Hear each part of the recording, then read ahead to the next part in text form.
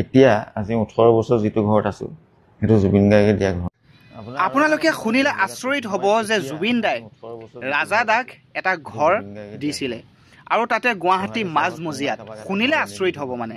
গতিকে আপোনালোকে ভিডিঅ'টো সম্পূৰ্ণকৈ চাবলৈ তেখেতৰ কথাখিনি শুনিবলৈ সম্পূৰ্ণকৈ চেষ্টা কৰক, যে তাৰপিছত গম পাব যে জুবিন দাই কেনে এজন ব্যক্তি আছিলে। তেখেতে ৰাজা দাক গুৱাহাটী মাজমজিয়াত এটা ঘৰ দিছিলে।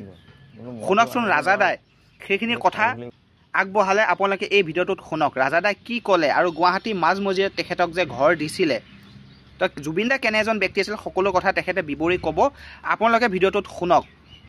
আপোনাৰ আৰু এটা কথা কওঁ, বহুত জেগাত কৈছোঁ, মই এতিয়া আজি 18 বছৰ যিটো ঘৰত আছো সেইটো জুবিন গাৰ্গে দিয়া ঘৰ। গুৱাহাটী চহৰত কোনোবাই কাৰোবাক এটা ঘৰ এনে দি দিব, এইটো চৰকাৰী ঘৰ বাৰু, হাউচিং বৰ্ডৰ ঘৰ।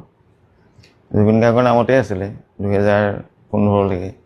মোক মাজে মাজে কৈ থাকে যে চৰকাৰ চেঞ্জ হ'লে তোমাক দিগদাৰ কৰিব, লোকৰ নামত থাকিবলৈ নিদিয়ে, তুমি তোমাৰ নামলৈ আনি লোৱা।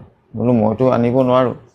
এই খাৰঘুলি ঘৰতে মোক এখন চিঠি লিখি দিছিলে অসমীয়াতে জুবিন গাৰ্গ বুলি চহী কৰি হাউচিং বৰ্ডৰ চেয়াৰমেনলৈ লিখি দিছিলে। চেয়াৰমেন মই জুবিনক সুধিছিলোঁ ঘৰটোৰ কাৰণে কিবা, মই ক'লোঁ যে গৰিমাহঁতৰ লগত এবাৰ কথা পাতা মোৰ নামত কৰি দিয়া আগতে, হয়তো কোনোবা ৰাখিবও পাৰে।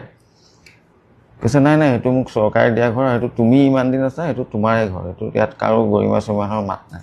কাৰণ তেওঁৰ নিজৰ ভায়েকহঁত ভাড়াঘৰত থাকে, খুৰাকৰ পুতেক, মোমায়েক থাকে, কাৰোবাক দিবও পাৰে। মই একদম শেষ বাক্য আছিলে মোক।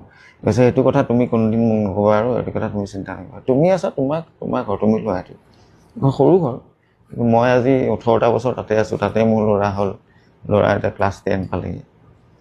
গতিকে সেইটো মহানুভৱৰ মানে সাংঘাতিক। মই ঘৰটো দিয়া বুলি কোৱা নাই, ইয়াতকৈও ডাঙৰ বস্তু মানুহক দিছে, কিন্তু সেই ঘৰটো তেওঁ ঘৰৰ মানুহ এজনকো দিব পাৰিলে, মোকে দি থৈ গ'ল।